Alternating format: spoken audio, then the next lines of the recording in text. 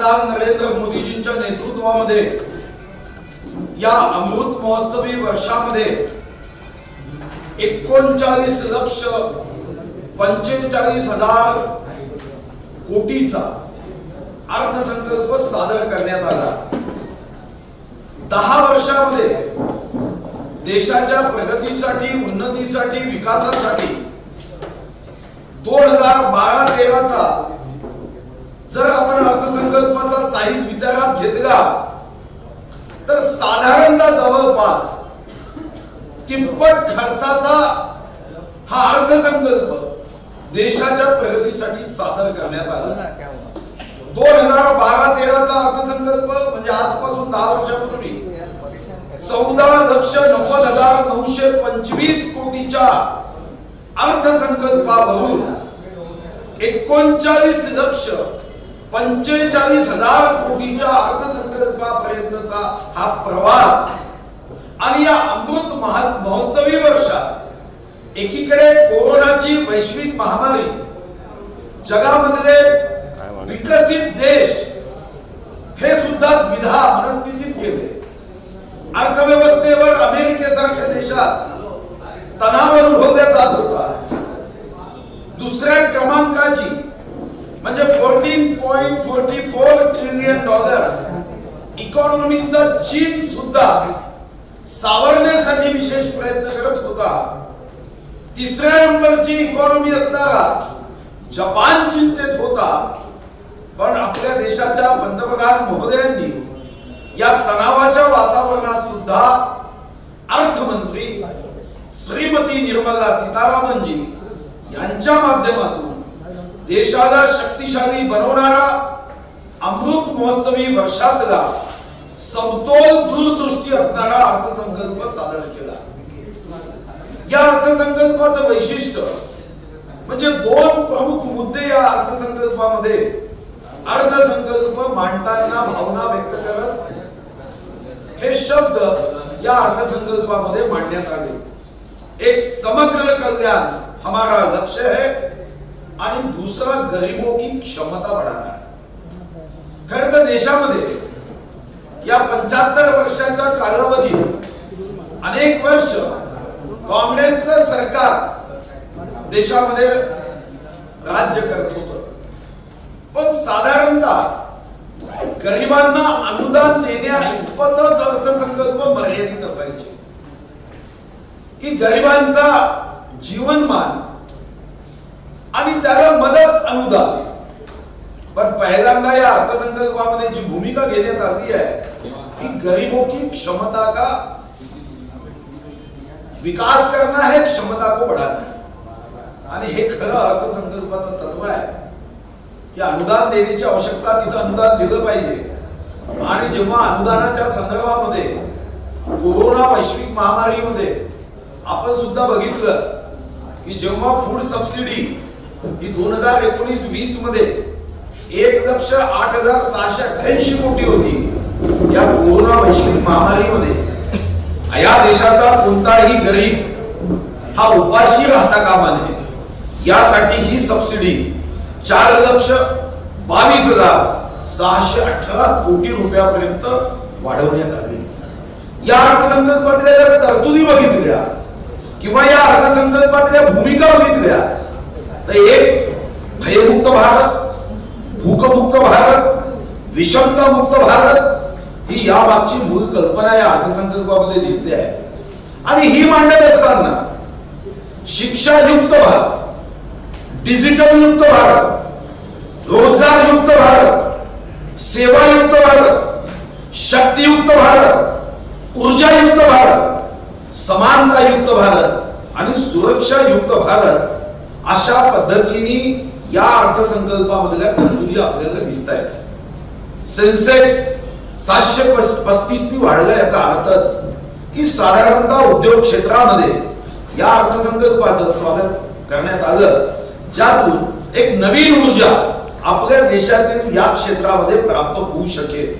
आणि याचं महत्त्वाचं कारण की माननीय मोदीजींनी जागतिक विकासाचा सूक्ष्म अध्ययन करत या जगातल्या स्पर्धेच्या युगात विकसित देशाच्या बरोबरीने भारत पुढे यावा या दृष्टीने या अमृत महोत्सवी वर्षामध्ये काही संकल्प केले आणि याला अमृत काळ अशा पद्धतीने याचं संबोधन केलं। आणि हा अमृत काळ संबोधन करताना या ठिकाणी 25 वर्षाची पुढील ब्लूप्रिंट की 15 ऑगस्ट 2047 जेव्हा या देशाला 100 वर्ष पूर्ण होती तेव्हा लाखो शहीदांनी प्राणाची आहुती देत या भारत मातेच्या चरणी आपले प्राण अर्पण केले, त्यांचं स्वप्न साकार करण्याच्या दृष्टीने 25 वर्षाची ब्लूप्रिंट आणि फक्त 25 वर्षाची ब्लूप्रिंट नाही 100 वर्षाच्या पायाभूत सुविधांचा विकास।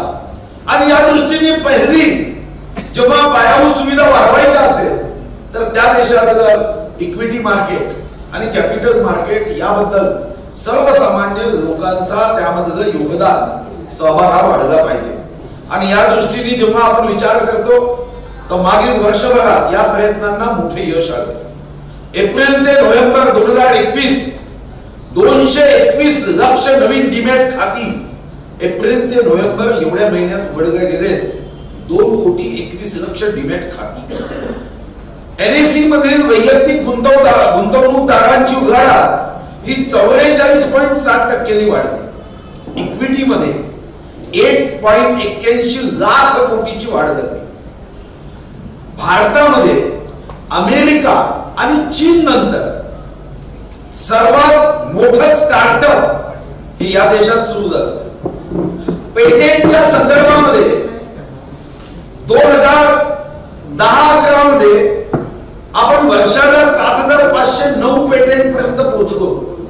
साधारणतः जगामध्ये चीन, अमेरिका, जपान आणि कोरिया 193 देशांमध्ये हे 4 देश रिसर्च संशोधन आणि त्यानंतर पेटंट यामध्ये पुढे असायचे। माननीय मोदीजींनी या क्षेत्रामध्ये सुद्धा 2010-11 मध्ये 7,509 पेटेंट वरून यावर्षी आपण 2021 मध्ये 28,391 पेटेंट पर्यंत आपण पोहोचलो। आणि फक्त पोहोचलोच नाही तर साधारणतः आपल्या देशामध्ये या अगोदर जितके महिने लागायचे त्या कालावधीला सुद्धा पेटेंटच्या ऍप्लिकेशन आणि प्रोसेसला 50% पेक्षा कमी कालावधीमध्ये हे पेटेंट आपल्याला देता येईल अशी व्यवस्था केली। युनिकॉर्न स्टार्टअपचे भांडवल 1 बिलियन भांडवल असणाऱ्या 44 कंपन्या या सुद्धा या देशाचं या क्षेत्रामधलं वैशिष्ट्य आपल्याला दिसतं। शिक्षण क्षेत्रामध्ये महत्व देत शिक्षण क्षेत्राच्या बजेटमध्ये मोठी वाढ करण्यात आली। 93,000 कोटी रुपयाचं शिक्षण क्षेत्राचं बजेट करत 1 क्लास 1 चॅनल याला आता 200 चॅनल पर्यंत वाढवण्याचा निर्णय केला। पहिली ते 12वी मातृभाषा ही शिक्षणाचा उत्तम मार्ग आहे आणि म्हणून क्षेत्रीय भाषेमध्ये 1 ते 12 पर्यंतचं शिक्षण असेल। डिजिटल ज्ञानासाठी डिजिटल विद्यापीठ असेल। शिक्षण क्षेत्रामध्ये काही आमूलाग्र बदल या आपल्या बजेटमध्ये आपल्याला दिसत आहेत। कृषी क्षेत्र, शेतकरी हा माननीय मोदीजींच्या नेतृत्वातील सरकारचा नेहमीच केंद्रबिंदू राहिला। मागच्या महिन्यात 11.2 म्हणजे 11,20,00,000 शेतकऱ्यांना त्यांच्या खात्यामध्ये शेतकरी सन्मान योजनेचा निधी टाकण्यात आला होता।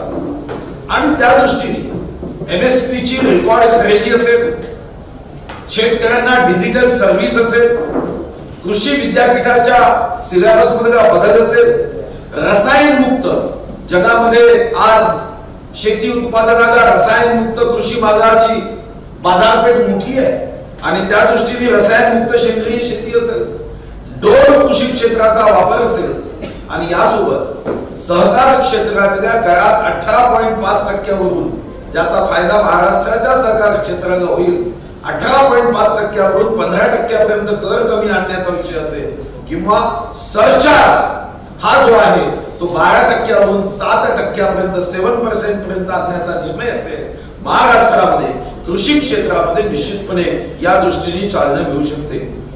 पायाभूत सुविधा वाढवण्याचा संकल्प करण्यात आला। मागच्या वर्षी 11,000 किलोमीटर नॅशनल हायवे बांधण्याचा निर्णय झाला।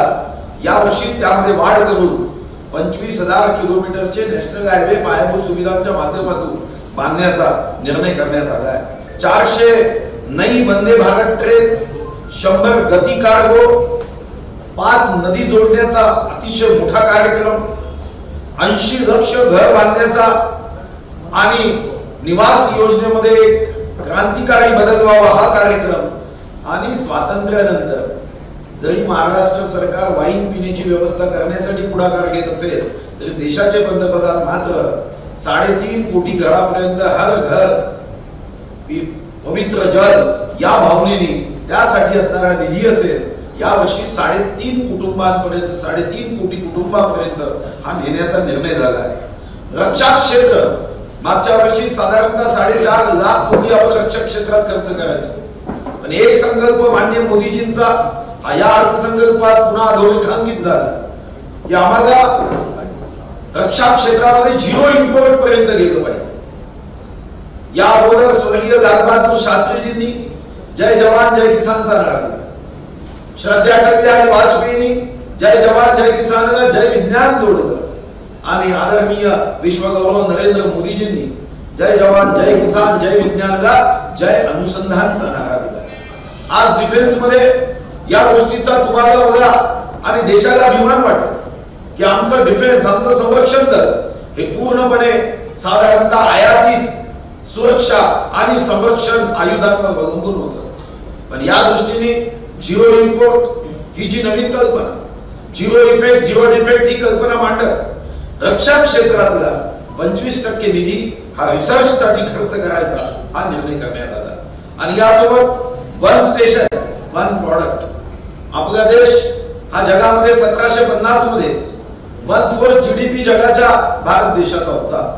टाकाची मलमल प्रसिद्ध होती आपल्या देशामध्ये, मग आग्र्याचा पेठा असेल, कानपूरची चामड्याची पादत्राणे असेल, असे अनेक विषय होते, मग अलीगडचा तागा असेल आणि तोच जुन्या भारतातील जी व्यवस्था होती त्या व्यवस्थेला अनुरूप एक अर्थसंकल्पातला निर्णय घोषित करण्यात आला, तो 1 स्टेशन 1 प्रॉडक्ट, की त्या जिल्ह्यामध्ये जी काही क्षमता असेल, कच्चा माल असेल, स्किल असेल, ज्ञान असेल, त्या ठिकाणी असणारी हुनर असेल, कारागीर असेल, 1 स्टेशन 1 प्रॉडक्ट यातून निश्चितपणे आपण निर्यात बाजारपेठेमध्ये आपला दर्जेदार वस्तू आपण पोहोचवू शकू आणि 1 स्टेशन 1 प्रॉडक्ट हा निर्णयही करण्यात आला। यासोबत देशाच्या सीमेच्या सुरक्षेच्या संदर्भात सीमावर्ती गावातल्या बुनियादी सुविधा या वाढवण्याचा एक चांगला संकल्प केला। 2013 मध्ये संरक्षण मंत्री अँथोनी यांनी लोकसभेत भाषण देताना खंत व्यक्त केली होती आणि ती खंत होती कि हम सीमावर्ती गांवों में, देश के सीमाओं में हम पायाभूत सुविधाओं को खड़ा नहीं कर सकते। हमारे लिए रक्षा विभाग के दृष्टिकोण से ये गंभीर भाव है।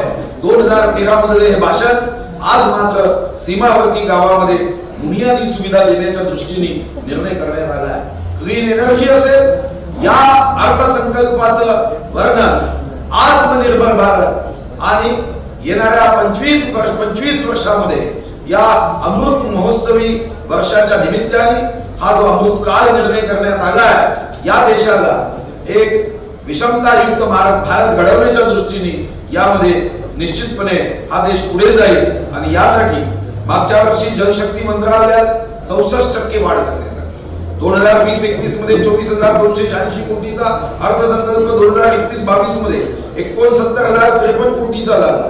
मला विश्वास आहे की कृषी क्षेत्रामध्ये एक या देशाच्या प्रगतीचा वेग वाढावा या दृष्टीने सुद्धा हा अर्थसंकल्प दीन दुर्बल, शोषित पीडित वंचित व्यक्तीला न्याय देणारा असेल आणि गरीबों के सम्मान में, किसानों के सम्मान में, कामगारों के सम्मान में, युवाओं के सम्मान में विश्व गौरव नरेंद्र मोदी जी मैदान में असा हा अर्थसंकल्प आणि या अर्थसंकल्पाला भारतीय जनता पार्टी महाराष्ट्राच्या वतीने पूर्ण समर्थन देत जनतेच्या प्रगतीसाठी या संकल्पामध्ये सर्वांनी योगदान द्यावं, सहभागी द्यावं अशी विनंती आपल्या माध्यमातून महाराष्ट्राच्या जनतेला मी करतो। आपल्याला कोणाला काही प्रश्न विचारायचे असेल विचारा। केवळ निवडणुका सोडावर ठेवूनच हा अर्थसंकल्प मांडला गेला आणि निवडणूक अर्थसंकल्प मला असं वाटतं की जशी जुन्या काळामध्ये एखादी रेकॉर्ड वर सुई अटकली तर तेच ते अर्थसंकल्पाला विरोध करताना भाष्य केलं जायचं. मागच्या वर्षीच्याही अर्थसंकल्पात जे विरोधक आहेत त्या विरोधकांनी अशाच पद्धतीची भाष्य केलं. लोकसभेची निवडणूक 2024 मध्ये आहे. मला वाटतं की निवडणुका लक्षात घेऊन अर्थसंकल्प मांडण्याची पद्धत जी काँग्रेसच्या राज्यात होती ती माननीय मोदीजींनी बंद केली. आता 1 फरवरीला अर्थसंकल्प मांडला जातो, 11 वाजता मांडला जातो. जे आकडे असतात ते वाचण्याच्या ऐवजी भूमिका आणि संकल्प वाचला जातो. रेल्वे अर्थसंकल्प बंद करण्यात आला. रेल्वेमध्ये अगोदर कोणती रेल्वे सुरू होत आहे अशा छोट्या मोठ्या गोष्टीकडे लक्ष दिलं जायचं. पण या अर्थसंकल्पामध्ये माझ्या देशाचा गौरव वाढवण्यासाठी काय संकल्प आहे हा संकल्प सांगितला जातो. भारत माता की जय म्हणताना भारत मातेची जय व्हावी या दृष्टीने हम सब एक आहे या भावनेने अर्थसंकल्प मांडला जातो. म्हणून बाहुबलीला विरोध करणारा भल्लाल देव याच्याकडे लक्ष देण्याची आवश्यकता नाही.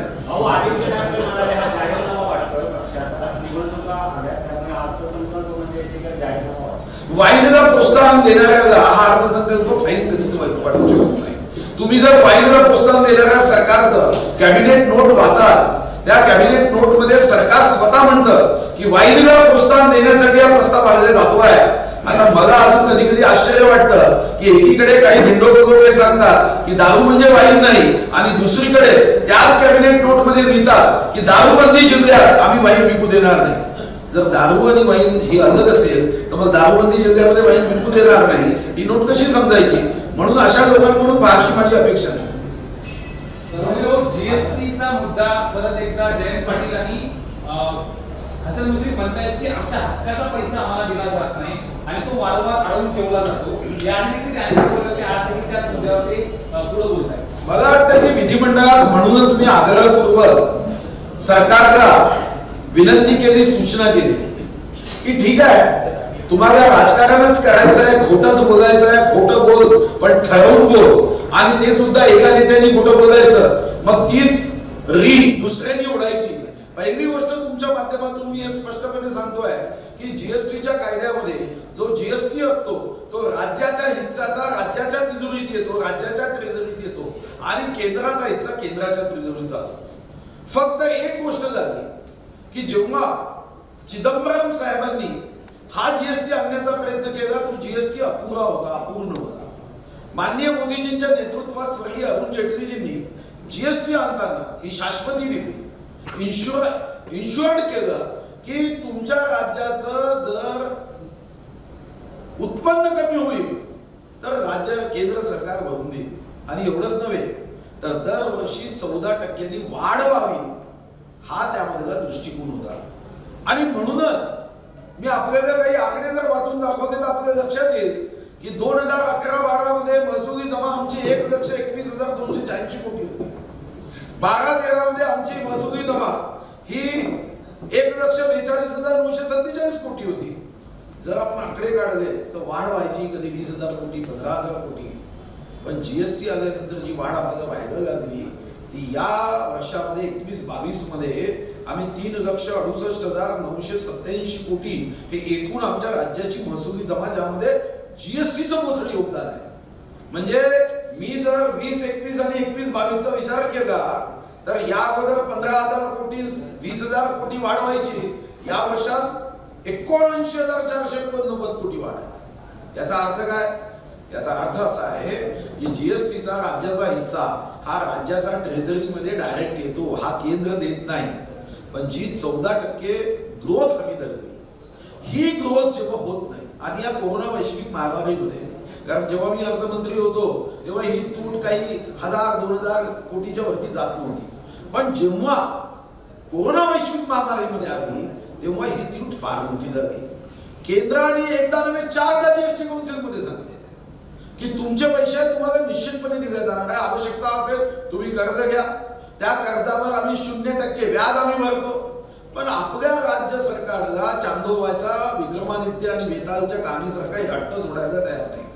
तुम्ही जर बघितलं तर एकीकडे केंद्र सरकार गरिबांचा विचार करून 2021-22 मध्ये बजेट साईज जो 34,83,263 कोटी होता, 34,83,263 कोटी. पण गरीब कल्याणाच्या योजनेसाठी अन्न सुरक्षेसाठी, मोफत अन्न देण्यासाठी जेव्हा बजेट वाढलं तेव्हा सरकार मागे राहिलं नाही, राज्य सरकार सारखं रडत राहिलं नाही. 37,70,000 कोटी हे आजचं आपलं रिवाइज एस्टिमेट बजेटच्या संदर्भामध्ये आहे. कारण ही मायबाप सरकारची आवश्यकता आहे. पण या राज्यामध्ये नेते हे बैमानीच्या आधारावर निवडून आले. कारण हे सरकार डोके किती याच्यावर आधारित असल्याने जनतेने जनादेश न दिल्यानंतर सुद्धा या सरकारने जबरदस्तीने आपली बैमानी सत्तेच्या रूपाने जनतेवर लादली आणि आज त्याचा परिणाम दिसतोय की जहां बीज बोगे बबूल के तो बेर कहां से आए. हे बैमानीच्या बीजाला जीएसटी येत नाही ही रडकी कहाणीच फक्त सांगितली जाते. अजूनपर्यंत विधानसभेत मी उत्तर मागितल्यानंतर सुद्धा विधानसभेचे उत्तर ते देऊ शकले नाही की जीएसटी थकीत म्हणजे देशाच्या सर्वच राज्यांचा हा जो 14% ग्रोथ रेट आहे तो सर्वच राज्यांना सांगण्यात आलं तुम्ही कर्ज रूपाने या व्याज केंद्र देईल, अन्यथा यामधला पैसा तुम्हाला प्रत्येक पैसा दिला जाईल. पण एकीकडे राज्याचं उत्पन्न जेव्हा कमी होत आहे तेव्हा केंद्राचे उत्पन्न कमी होईल. पण राज्याच्या काही नेत्यांना देशाची चिंता नसावी असं भाष्य करण्यामध्ये पुरुषार्थ वाटतो. आजच्या बजेटमध्ये टॅक्स स्ट्रक्चर मध्ये मात्र बदल कुठला गेला नाही. सर्वसामान्यांचं खूप लक्ष असतं किमान या बाबतीत दिलासा मिळेल असं, पण त्या बाबतीत दिलासा मात्र मिळाला नाही. आपण जीएसटी साधारणतः कायदा मंजूर झाल्यानंतर बजेटचा जो पार्ट 2 आहे तो कमीच झाला.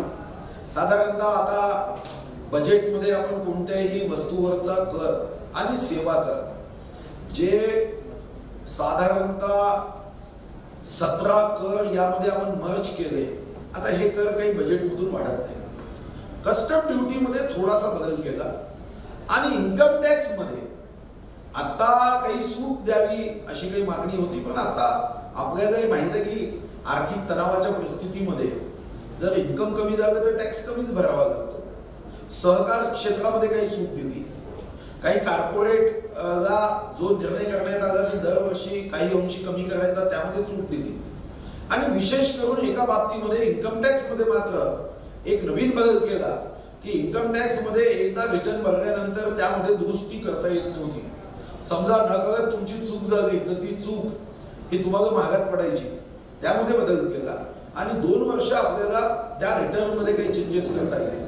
यासोबत एक कर्मचाऱ्यांच्या दृष्टीने महत्वाचा निर्णय केला तो म्हणजे जी पेन्शन स्कीम होती या पेन्शन स्कीम मध्ये पहिल्यांदा केंद्राचा 14% कॉन्ट्रीब्युशन आणि राज्याला मात्र 10% करता येत होतं. आता राज्य कर्मचाऱ्यांना सुद्धा मोठा दिलासा देत या ईपीएस स्कीम मध्ये त्यांनाही 14% देता येतो.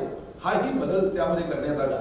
कस्टमच्या संदर्भामध्ये आपल्या देशामध्ये जो नारा आपण दिला वोकल फॉर लोकल या दृष्टीने मग काही गोष्टींवर आपण इम्पोर्ट कमी व्हावं या दृष्टीने निर्णय केला आणि काही ज्याला आपण सेकंड स्टील किंवा सेकंड स्क्रॅप म्हणतो यामध्ये ते एक्सटेन्शन दिलं. इन्कम टॅक्सचा जर विषय विचार केला तर इन्कम टॅक्स सोडून बाकी अनेक गोष्टींमध्ये आत्मनिर्भर भारताकडे विशेष लक्ष देत आणि स्टँडअप योजना असतील, छोटे मोठे उद्योग असतील, यामध्ये अनेक निर्णय या सरकारने घेतले. सारे निर्णय जरी भाषणामध्ये 1 तास 30 मिनिटाच्या भाषणामध्ये सांगता आले नाही, पण इतक्या विस्तृत रूपाने सूक्ष्म अध्ययन करून हा अर्थसंकल्प हा अमृत महोत्सवाच्या दृष्टीने मांडण्यात आला. आणि यामध्ये जे मी सांगितलं की गरिबांच्या क्षमतेमध्ये वाढ हा केंद्रबिंदू आहे अर्थसंकल्पाचा आणि शेतकऱ्यांच्या विषयावर अनेक निर्णय करण्यात आले. डिजिटल मनीचा पण निर्णय घेण्यात आला. हा डिजिटल मनीचाही निर्णय करण्यात आला. आणि आता जगामध्ये जी क्रिप्टो करन्सी थैमान घालत आहे याच्यामध्ये सुद्धा 30% कर लावून जे काही राष्ट्र आपल्या अर्थव्यवस्थेवर इनडायरेक्ट पद्धतीने वाईट परिणाम व्हावा अशा पद्धतीने काम करत असतील तोही थोपवण्याचा निर्णय केला. आणि रिझर्व्ह बँकेने डिजिटल करन्सी करून एकीकडे देश पुढे आत्मनिर्भर होताना त्याला पारदर्शक रूप देण्याचा निर्णय हा या डिजिटल करन्सीतून होईल. ब्रिटिश राणींना सर्वोच्च न्यायालयाकडे दिलासा नव्हता, आज जिल्हा न्यायालयाने सुद्धा त्यांना दिलासा दिला गेला नाही का? त्या ठिकाणी पोलिसांनी राणी समर्थकांमध्ये सुद्धा तणाव निर्माण झाला आहे, त्यांना ताब्यात घेण्याचा प्रयत्न केला गेला होता. तर यावर